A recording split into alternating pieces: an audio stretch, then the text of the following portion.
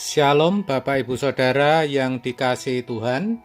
Seri pengajaran hari ini Kamis 18 Februari 2021 berjudul Yang ditabur pasti dituai. Salah satu tatanan Tuhan dituliskan dalam Galatia 6 ayat yang ke-7. Demikian bunyinya, jangan sesat. Allah tidak membiarkan dirinya dipermainkan. Karena apa yang ditabur orang, itu juga yang akan dituainya. Dikatakan, apa yang ditabur orang, itu juga yang akan dituainya. Orang yang menolak ini dikatakan sesat dan mempermainkan Tuhan. Itu artinya kita diperingatkan agar memperhatikan hidup kita dengan sungguh-sungguh. Dalam pengertian, tidak boleh sembarangan hidup. Tutur kata, perbuatan, dan tingkah laku kita harus kita perhatikan. Karena itu akan menentukan seperti apa hidup kita ke depannya, atau apa yang akan kita tuai. Itu juga menyiratkan bahwa Tuhan tidak pernah menentukan nasib kita, baik masa depan kita selama kita hidup di bumi, dan lebih khusus lagi nasib kekal kita. Itu juga berarti Tuhan tidak pernah menentukan sekelompok orang untuk selamat. Karena kalau demikian, maka Ia juga menentukan kelompok yang lain tidak selamat. Kalau ada Allah yang seperti itu, tentu bukan Allah yang adil, tetapi jahat. Allah kita yang kita kenal melalui diri Yesus tidaklah demikian. Maka dalam ayat selanjutnya dikatakan demikian, sebab barang siapa menabur dalam dagingnya, ia akan menuai kebinasaan dari dagingnya. Tetapi barang siapa menabur dalam roh, ia akan menuai hidup yang kekal dari roh itu. Galatia 6 ayat 8. Yang menabur dalam daging dikatakan akan menuai kebinasaan. Sebaliknya, yang menabur dalam roh, maksudnya yang merelakan hidupnya dipimpin oleh Roh Kudus, akan menuai hidup yang kekal. Jadi, apakah kita akan binasa atau akan beroleh hidup yang kekal? Sesungguhnya kita sendiri yang menentukan, bukan orang lain, juga bukan Tuhan yang menentukan. Itulah tatanan Tuhan. Ini penting kita perhatikan. Jangan sampai hidup kita menjadi pasif.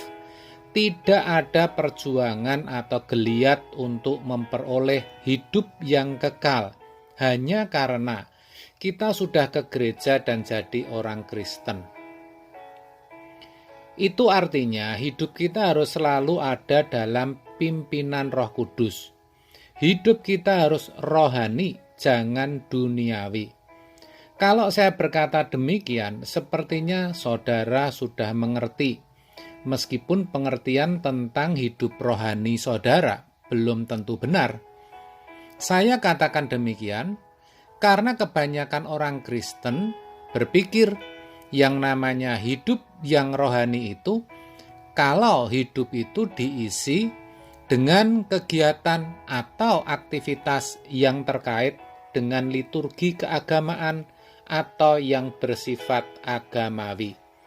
Berdoa, baca Alkitab, menyanyi, menyembah, saat teduh, ibadah di gereja, jadi WL, singer, among tamu, pendoa syafaat, menjadi hamba Tuhan, pengurus-pengurus badan atau yayasan Kristen, menghadiri rapat atau seminar Kristen, dan sebagainya. Dan yang seperti itu dianggap atau dipandang sebagai rohani. Sedangkan kalau cuma mengurus rumah tangga, jadi pedagang, perawat, dokter, serta menjadi profesional lainnya, atau segala hal yang tidak terkait dengan kegiatan agamawi, dipandang atau dianggap sebagai duniawi. Lalu, muncul kesan ada orang-orang yang dianggap lebih rohani atau lebih suci. Biasanya ini ditujukan kepada aktivis, rohaniwan, pendeta, atau orang yang pandai dalam mengupas firman. Orang-orang di luar itu dikesankan kurang suci, masih banyak dosa. Padahal, apakah suatu kegiatan itu duniawi atau rohani? Itu bukan begitu. Yang benar, dikatakan rohani kalau kegiatan atau aktivitas itu untuk kepentingan Tuhan. Jadi, asal Tuhan yang diuntungkan, Tuhan yang dipermuliakan, maka sudah bisa dikatakan rohani. Terkait akan hal itu, Paulus menuliskan dalam Roma 12 ayat 1 demikian. Karena itu, saudara-saudara, demi kemurahan Allah, aku menasihatkan kamu, supaya kamu mempersembahkan tubuhmu sebagai persembahan yang hidup, yang kudus, dan yang berkenan kepada Allah. Itu adalah ibadahmu yang sejati. Kata ibadah di sini dalam teks aslinya adalah latreia, yang mana sejajar dengan kata Ibrani avodah, yang berarti bekerja, menyembah, atau melayani. Dengan demikian, ibadah yang sejati itu bukan sekedar ritual agamawi, melainkan seluruh aktivitas hidup kita. Mulai kita bangun, kembali tidur, tiap hari sepanjang umur kita, itulah ibadah.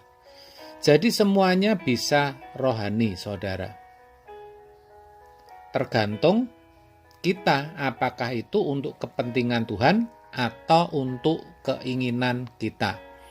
Jadi sekarang jelas, kalau dikatakan menabur dalam roh, itu artinya dalam setiap yang kita lakukan, baik itu tutur kata, perbuatan, atau kelakuan kita, harus untuk kepentingan Tuhan. Selama itu untuk kepentingannya, bukan kepentingan kita.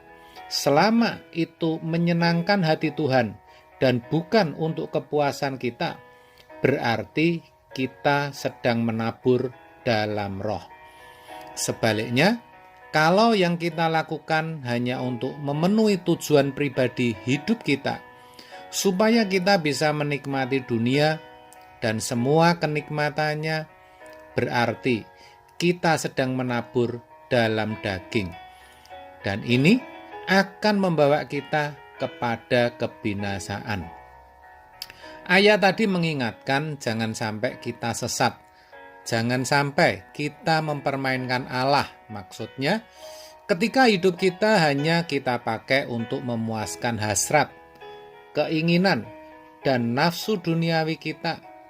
Dan karena kita ke gereja, jadi orang Kristen, lalu kita bisa merasa bahkan yakin kalau kita akan beroleh hidup yang kekal.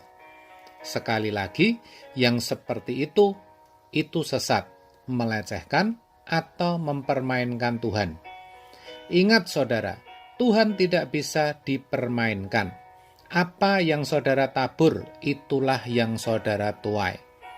Meskipun saudara Kristen, kalau hidup saudara semaunya sendiri, ya pasti kelak akan binasa. Sebab itu, melalui kebenaran ini, mari kita berubah. Konsep tentang rohani dan duniawi kita ubah. kita mulai persembahkan hidup kita untuk kepentingan dan kemuliaan Tuhan saja. Itulah yang harus jadi perjuangan hidup satu-satunya bagi kita. Percayalah, Tuhan menolong saudara. Amin. Tuhan memberkati.